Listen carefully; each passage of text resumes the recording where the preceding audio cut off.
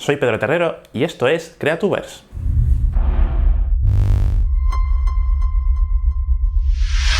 Antes de nada, 800 suscriptores ya, a día de hoy. Cuando subí el anterior vídeo, he de confesar que todavía no había traspasado esa barrera psicológica de los 500 suscriptores. Y ahora, cuando subo este vídeo, a la hora de subir este vídeo, estoy viendo que ya he pasado los 800. Así que muchísimas gracias a todos los que os habéis suscrito a mi canal, a Creatubers, porque para mí sois el motivo por el cual estoy aquí subiendo vídeos y haciendo cosas nuevas y deseando que el canal crezca y que vayan apareciendo cosas nuevas y que la comunidad Creatubers pues vaya creciendo y se vaya desarrollando. Así que muchísimas gracias por estar ahí y por ser fieles. Así que nada, ya se acabó el vídeo de hoy, no es broma. Bien, para celebrar, por así decirlo, estos 800 suscriptores, tenía en mente un vídeo bastante ambicioso, uno de los más ambiciosos que he hecho hasta ahora, y es las 10 películas fundamentales para entender el montaje cinematográfico. Estoy aquí como arrellanado en la silla, y es que este vídeo va a ser un poco denso, lo advierto. Este vídeo puede ser muy útil para ti, que te estás seguramente iniciando en el noble arte del montaje cinematográfico. Las películas que voy a exponer aquí en este listado, pues son películas que, a mi juicio, bajo mi punto de vista, que ya sabes que es personal y todo lo transferible que tú quieras que sea, son películas que han marcado un antes y un después en la manera de entender el montaje del cine, el montaje cinematográfico, la edición de cine. Por cierto, si estás interesado o interesada en aprender un poquito más sobre el montaje cinematográfico, te recomiendo que te veas el documental que tengo aquí abajo en la descripción del vídeo, que se llama La magia del montaje cinematográfico. Es un documental de 1 hora de duración aproximadamente, que recoge pues algunas ideas que expongo también en este vídeo de realizadores y montadores famosos de Hollywood a la hora de pues explicar el montaje cinematográfico y de explicar sus ideas de lo que es el montaje cinematográfico y de esas grandes películas, que también muchas están aquí por supuesto, que han pues ayudado a desarrollar este noble arte. Por cierto, las películas que expongo en este listado están ordenadas en orden cronológico, ¿de acuerdo? O sea, no hay un orden de cuál es la mejor película y la peor película para explicar el montaje, sino que están simplemente puestas en orden cronológico. Así que, sin más dilación, vamos con la primera película. Octubre, de Sergei Eisenstein y Grigori Alexandrov. Bien, ¿por qué he elegido Octubre como la primera película de este listado? Pues bien, porque lleva a su máxima expresión la idea del montaje de atracciones de Sergei Eisenstein. Anteriormente a esta ola del montaje de atracciones soviético, del cine soviético, los realizadores norteamericanos, de Hollywood sobre todo, con David Wark Griffith a la cabeza, pues propugnaban, digamos, una idea del montaje invisible. El montaje tenía que ser simplemente un vehículo que transportara la narrativa cinematográfica que estaban exponiendo estos realizadores. No podía tener voz propia en lo que se estaba contando. Sin embargo, Sergei Eisenstein estaba en contra de esta idea, y para él el montaje sí tenía que tener una voz propia.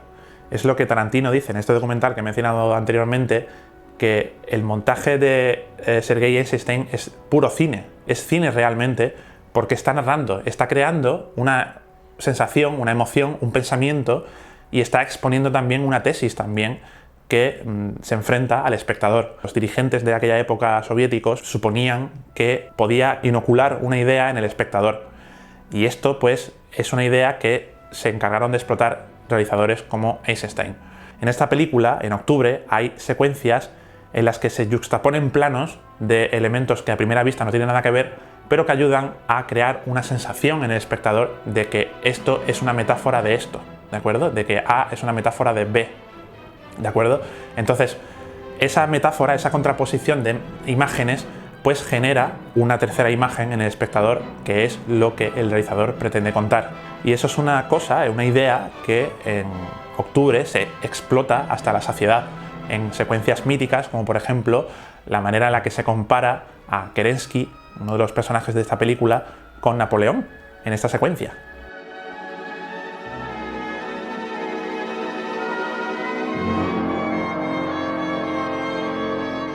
Y vamos con la segunda película de este listado.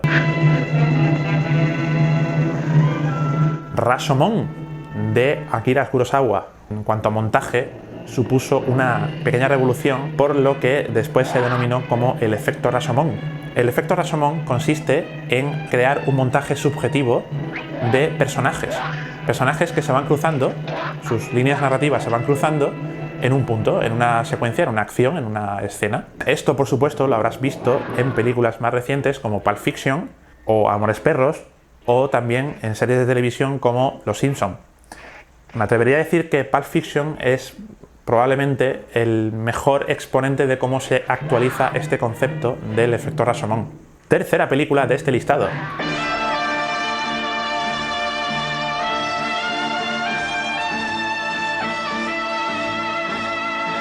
El bueno, el feo y el malo, de Sergio Leone.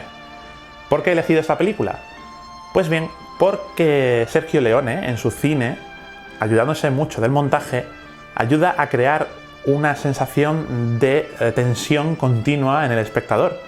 También se crea un ansia en el espectador por saber qué es lo que va a ocurrir después.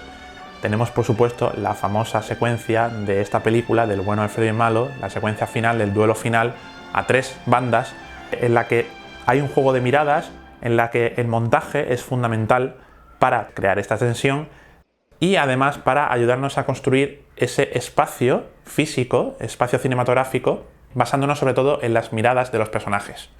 Esto es muy importante. La creación de espacios cinematográficos gracias al montaje es algo que se empezó a desarrollar con realizadores como Sergio Leone y que han explotado realizadores posteriores, como vamos a ver a continuación. Y esto nos lleva a la cuarta película de este listado. The French Connection, de William Friedkin. El logro de French Connection es ese estilo documental que tiene durante toda la película, que está sobre todo subrayado gracias al montaje. Y aparte de esto, tiene lo que yo llamo el montaje espacial. El montaje espacial consiste en ordenar la acción, una acción que en este caso es una persecución, no es una cosa sencilla como puede ser un diálogo entre dos personas, sino que es una acción mucho más violenta, mucho más movida, que es una persecución entre dos vehículos. En todo momento el espectador sabe quién es el que está persiguiendo a quién está huyendo de quién. Y eso es una cosa que aparentemente puede ser muy sencillo, pero que es mucho más difícil de ejecutar. No quiero nombrar ejemplos recientes, Transformers, pero para mí esta película supone un ejemplo perfecto de cómo se tiene que narrar una secuencia de acción. Estos preceptos, digamos, de montaje serían explotados por otra película que nombraré después. Pero vamos ahora con la película número 5.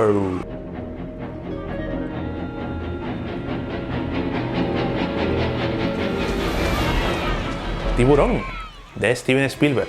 Ya sabemos por otros vídeos anteriores que Steven Spielberg es uno de mis realizadores favoritos y entre otras cosas lo es gracias a películas como esta, como Tiburón. Como se dice también en el documental, Steven Spielberg menciona una pequeña anécdota que tiene con su montadora, y es que le dice a la montadora que si corta una secuencia antes de ciertos fotogramas, estamos hablando de una diferencia de 3 o 4 fotogramas, esto supone que no se vea el truco de que el tiburón realmente es un muñeco. Entonces, cortando 4 fotogramas, no se veía ese truco de que el tiburón es falso. Esta anécdota sirve para ilustrar lo que tiene que ser una de las reglas de oro en el montaje, sobre todo cuando estás empezando. Cuando estás empezando en el mundo del cine y tienes un presupuesto relativamente reducido. Y es que menos es más. Menos es más en el montaje cinematográfico, porque menos nos ayuda a crear un suspense en el espectador, que eso está muy logrado en esta película, y menos, además, nos ayuda a ocultar las carencias que tiene nuestra película. Spielberg se valió de esta limitación para crear un efecto muy poderoso en el espectador, y es que cuando no vemos el tiburón, imaginamos el tiburón y estamos creando una imagen mental terrorífica. Y eso es probablemente el gran logro de esta película, el gran logro de Tiburón. Siguiente película de este listado.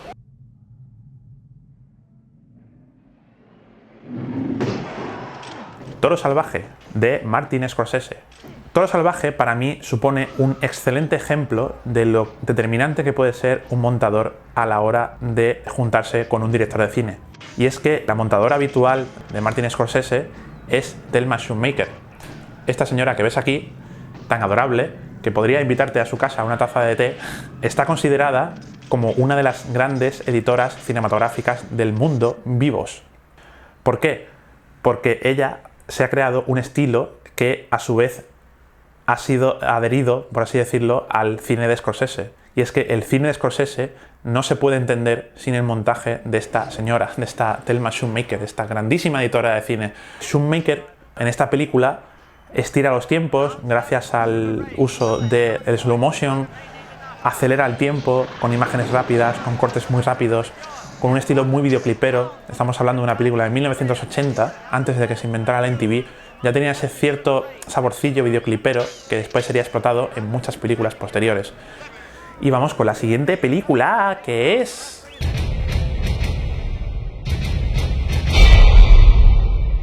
Terminator 2, de James Cameron, como he mencionado anteriormente, de French Connection.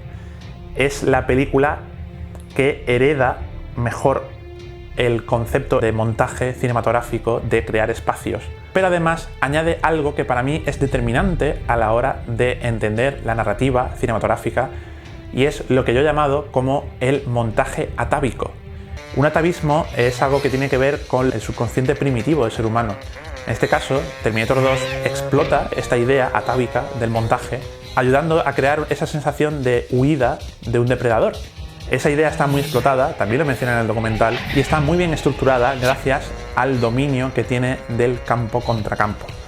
Cuando estamos abordando una secuencia, por ejemplo, de un diálogo de dos personas que están hablando frente a frente, tenemos varias maneras de hacerlo. Podemos hacerlo con el plano contra plano, que supone trazar un eje entre los dos personajes y colocar la cámara en diagonal para rodar a los dos personajes. Con un campo contra campo lo que hacemos es colocar a los dos personajes, como estaban anteriormente, pero trazando una línea que los separa. Entonces, colocamos la cámara perpendicular a esta línea para rodar a un personaje y a otro personaje.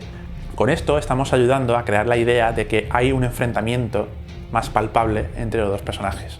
El dominio del campo contra campo o del plano contra plano es aplicable tanto a un diálogo como a una set piece enorme con miles de elementos y con muchas explosiones y coches volando por los aires, para ayudarnos a crear la sensación de enfrentamiento entre los buenos y los malos.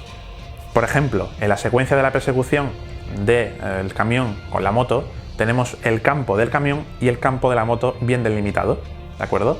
Recordad lo que decía antes de The French Connection, crear espacios para delimitar y para definir los elementos que están jugando en esta secuencia. También está muy explotado en una de las secuencias finales de la película, que es cuando Arnold Schwarzenegger se está enfrentando con la policía en el edificio de Cyberdyne Systems. En esta secuencia también tenemos delimitado el campo del Terminator, que está disparando, y el campo de los policías. Este recurso también está muy explotado en las películas de Spielberg. En las películas de Spielberg, este recurso del campo contra campo nos ayuda a crear una sensación de misterio, de maravilla, o para delimitar el territorio de los protagonistas y el territorio de los antagonistas. Ejemplo palmario de esto, la secuencia del desembarco de Normandía en Salvar al soldado Ryan. Y vamos con el ejemplo número 8. Tres colores azul, del realizador polaco Krzysztof Kieślowski. En Tres colores azul lleva a cabo una idea que yo he bautizado como el montaje psicológico. El montaje psicológico consiste en posicionar al espectador, gracias al uso del montaje, dentro de la psicología de un personaje. Esto está muy bien explicado en el making of de esta película, en la que el propio realizador, Krzysztof Kieślowski, expone esta idea, esta tesis. Te recomiendo, también lo tienes abajo en la descripción del vídeo, que veas este making of, porque para mí supone una de las mejores lecciones de cine que se han hecho nunca. Y es esa explicación de Krzysztof Kieślowski, en la que explica cómo Juliette Binoche se recluye en su mundo interior para huir de una escena en la que ella no se siente cómoda, y cómo se apoya en el montaje para reforzar esta sensación. Es una idea muy curiosa y muy bien llevada a la práctica por el realizador polaco Krzysztof Kieślowski, que para mí es uno de los grandes cineastas que ha habido en la historia del cine. Y vamos ya con el ejemplo número 9 de este listado. 4 meses, 3 semanas y 2 días, del cineasta rumano Cristian Mungiu. Cristian Mungiu en esta película pues explota ciertos recursos que ya utilizan otros directores europeos como Michael Haneke o Ulrich Seidl, ambos austriacos. Y es que consiste en una realización en general fría, distanciada de los personajes. Ese distanciamiento que ya propuso el dramaturgo alemán Bertolt Brecht y que se encargó de transponer primero, en un primer momento, realizadores como Carl Theodor Dreyer y más adelante realizadores más contemporáneos como Michael Haneke. Ese distanciamiento que hay con los personajes, esa frialdad a la hora de enfrentarse a una acción de lo que está ocurriendo dentro de la pantalla. Pues bien, Cristian Mungiu, el realizador Cristian Mungiu, también lleva a cabo estas ideas de distanciamiento de los personajes, de distanciamiento de la acción, con esa realización fría y también apoyándose en el montaje. Hay una secuencia por la que he decidido que esta película estuviera dentro de este listado, y es la secuencia en la que una de las protagonistas de esta película está en una cena y en esa secuencia, en un plano fijo, estamos viendo a la protagonista, pero tenemos ya previamente una idea de que lo que está ocurriendo fuera de esa imagen es absolutamente grave y determinante para el devenir de lo que está ocurriendo en la película. No te quiero explicar demasiado sobre esto y te invito a que la veas, porque el efecto que produce esta secuencia, sin un solo corte, en el espectador es absolutamente demoledor. Estás siendo partícipe de la tensión de un personaje que está en un ambiente en el que no debería estar, en el que realmente no quiere estar, y esta persona está intentando mantener la compostura, pero es que es imposible porque está ocurriendo algo fuera de esa secuencia que es súper importante para ella. Y esto para mí es un recurso muy bien llevado, porque supone que lo que no se ve, lo que está elíptico, es a veces más importante que lo que se está viendo. Entonces, lo que se está viendo nos ayuda a crear una emoción, un pensamiento en el espectador o una tensión en el espectador por saber qué es lo que está ocurriendo fuera. Y vamos ya con la última película de esta lista.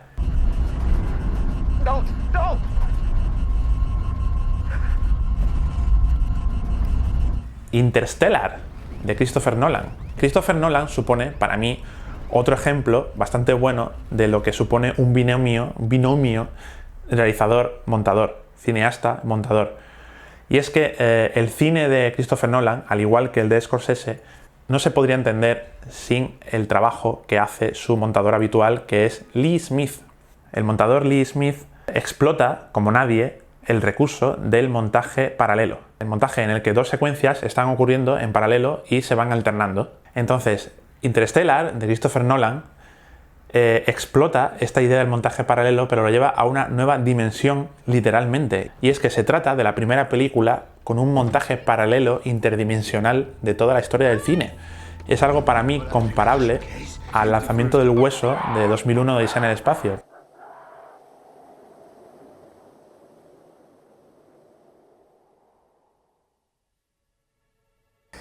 Y ya está, este es el listado de las 10 películas, a mi juicio, fundamentales para entender el montaje cinematográfico.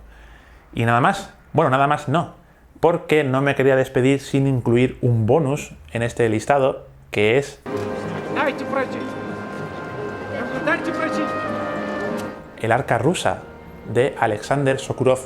Y es que El arca rusa es la primera película que está rodada en un plano secuencia real de 90 minutos. Un solo plano para toda la película. Es una locura.